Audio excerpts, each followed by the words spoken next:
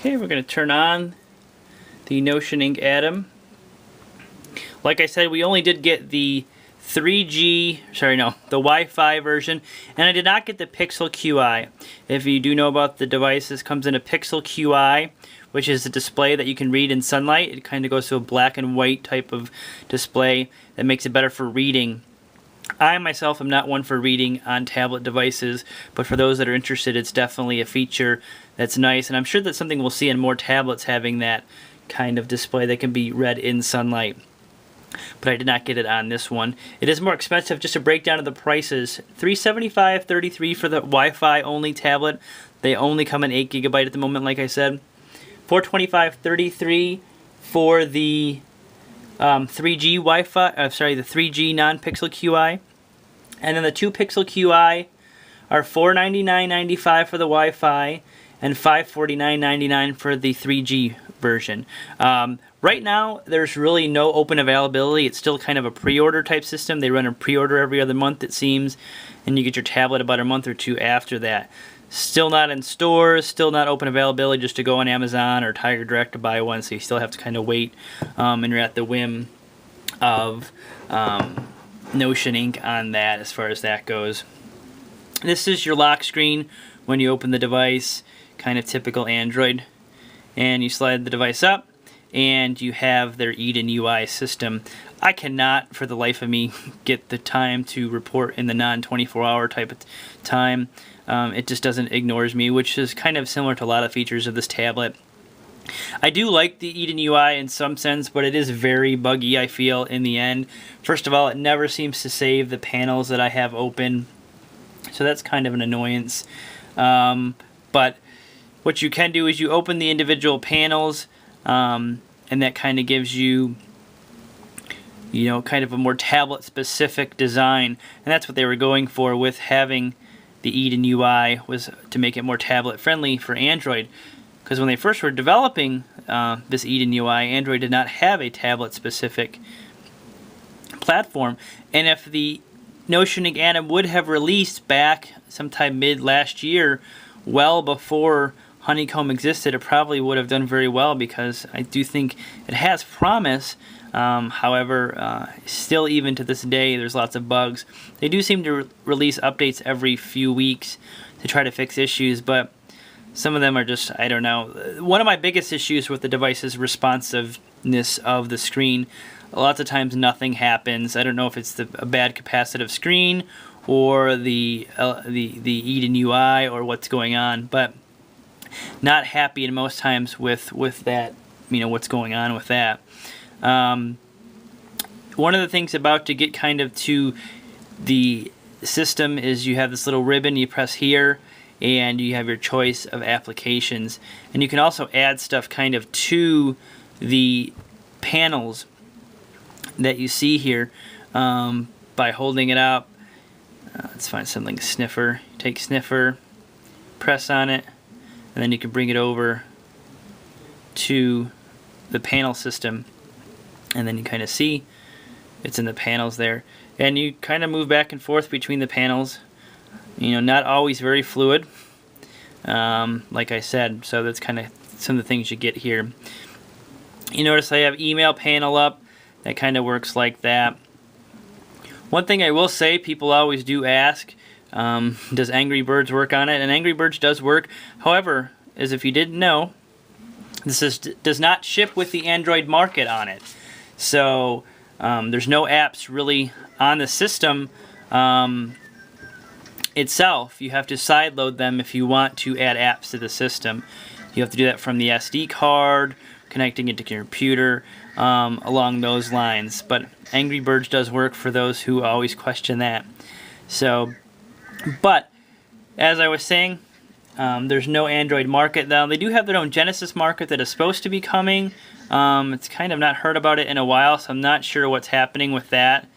They're supposed to have apps in that, but currently no Android market. Now the guess is that this is going to be upgraded to Honeycomb. They're promising upgrading to Android 3.0, and with that, technically tablet devices are supposed to get access to the Android market.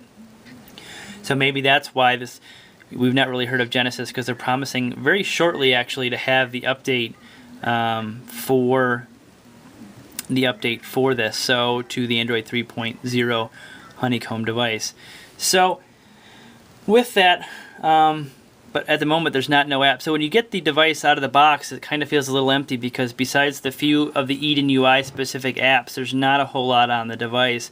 You get a browser, the mailed, the sniffer, which is like your file directory, Facebook, a basic Facebook application, your camera app, contacts, calendar, sound recorder, clock. There's a few other random applications. I put Quadrant on there. That doesn't come. Quick Office comes on there. You get your video player, gallery. So like there's no YouTube out of the box or anything like that, which you can download. You can easily find online and download to the device, but not out of the box. So one of the nice things I do kind of like about it, although with, as I said, the rest of the apps is still kind of buggy, is the browser. The browser is a little interesting. It is a tabbed browsing device, which now you know we didn't have before on tablets, but we do get in Honeycomb.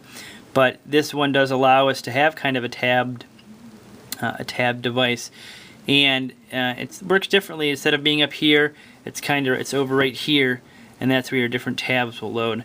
You know, I'm not sure. Let's check back. I'm not sure that we are connected to the internet at all. So let's while I'm doing that, I'll show you kind of what it looks like, and that's not where I wanted to be. Kind of back to the responsiveness of the screens. Go to your settings. There's kind of your settings menu there. And let's go to wireless and networks. And it does say we are connected, so I don't see what the problem is there.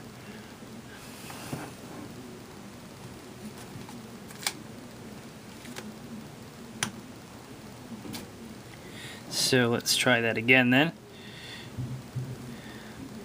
Go to your little ribbon here. Actually, and all the apps that you've just kind of used are also right here, so I can access the apps that way too.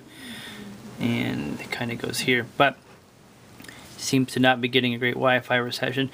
But the browser for the most part is good, and I know they have ported out some of these Eden UI apps to the ViewSonic G tablet, the Argos tablet, because they are pretty interesting.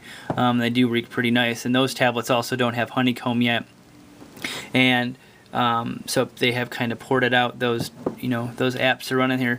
I do like, for the most part, the browser. However, there's still a little bugginess to it, and that's kind of, annoying. It does have a nice little menu of options and settings there. Your downloads, change the text size, that sort of nature. I will show you one of the nice things about the NotionINK is the keyboard. It is a pretty nice keyboard. It is pretty nice to work with. I'm kind of get to see it there. It is pretty easy to type on, especially if you have it laying down.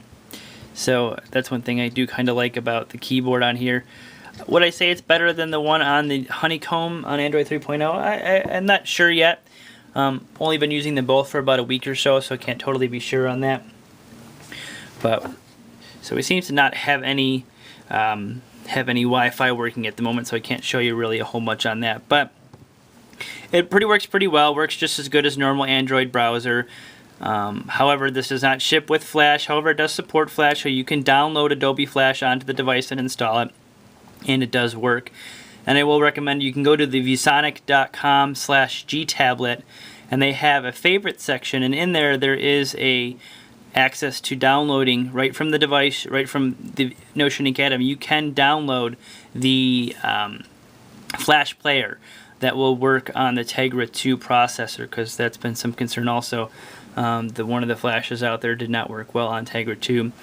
Another big question I know some people have is viewing angles. Definitely not as good of viewing angles as the Motorola Zoom or the Galaxy Tab or the iPad. However, they are pretty decent. You will see, kind of right there, you do lose color. You kind of get that polarizing effect. But the screen can be pretty bright. Not overly bright. It's pretty washed out, though, not as crisp and clear as the Motorola Zoom. Probably a lot of that has to do with the resolution. But overall, I'm pretty happy with the screen. Definitely better than the ViewSonic G tablet was as far as that goes. Now, NotionINK does promise lots of updates. They are still working on the device. They are still shipping the device. They have more devices that they're promising down the line. So, like I said, the Eden UI apps, well, in general, I kind of like. They all are just a little buggy, and the responsiveness is still something that I'm not happy about with the tablet either. Even these side buttons here randomly just don't do nothing, and you're not used to that when you hit it using an Android tablet. Now this is when you could have more panels here. You can kind of see, and I'm sure you've all seen this. You can cycle through, which is a nice little effect here. Not really a whole lot of usefulness to it, but it's a neat little effect nonetheless. And then you just hit to go back. Just hold down the panel or the home button up here. Or not. See, this is what I mean. You kind of get, and people are going to yell at me telling me I'm doing the wrong thing, but this is kind of the same things I get with the device normally. Anyways, so that's that. And you see at the top here the battery, and then your Wi-Fi and or 3G connection. You can kind of open and close that by clicking on the battery. Then it just leaves the battery to kind of show where you are as far as that goes. You will see I can get the regular kind of Android app display by double clicking on that top there. So you can see your normal apps just kind of like you normally would, and then you just double click that again and it comes back up. So that's that. So the NotionINK Atom. My biggest thing, like I kind of said, is if the device would have came out 6 months ago, probably would have been a better deal. Eden UI is nice. However, there's a lot of bugs, a lot of problems. Hopefully NotionINK does get those worked out. You know, they're going to do the upgrade to Android 3.0 Honeycomb. That may change. Is Eden really even needed on the device then? Because this is a Tegra 2 device, a nice dual-core device with a 1 gigahertz processor, 1 gigabyte of RAM. So this is a great little device as far as that goes. You do have the swiveling camera. It's only 3.2 megapixel. That's great for the video conferencing, not so great for taking videos and pictures. You know, you don't get that 720 HD recording like you get on the Motorola Zoom. They're promising, like I said, the updates to the Android 3.0. Promising more apps, getting the apps to work, the Eden UI apps to work in 3.0. Everything's coming. Who knows how long? They keep saying they're adding more people. However, it's not available in stores. It's only available to order from their website at this time. You know, there's other devices that are similar process. It's harder to succeed when you're not available either from multiple sources like Amazon or Tiger Direct. When you can only get the device directly from the manufacturer, and not even just, I can never just log on to NotionINK and order it. Right now it's still kind of pre-orders every few weeks. They do a round of pre-orders with the devices. There is other devices out there. You have the Arcos line of tablets, the 7.0 and the 101. I mean, the Arcos 101, yes, it's not dual core processor, but it is only $299. It's about $75 less than this tablet. I do think this is a more capable tablet. But then we have other dual cores out there, the ViewSonic G tablet at $399 that you can buy in Sears and other locations. You can order online. And then we do have tablets coming out from Kobe, the new Kobe Kairos tablets that are coming out that are running Android 2.3. They're also 1 gigahertz. I don't think they're dual core. And then you have the HP touchpad, you have the BlackBerry Playbook, and the iPad 2. So there's lots of competition out there right now for the NotionINK Atom, and I don't think that, or don't know, I don't think that it set itself apart enough. I was very excited about this tablet, and now it's kind of fallen to the wayside, especially with the release of Honeycomb and the Motorola Zoom.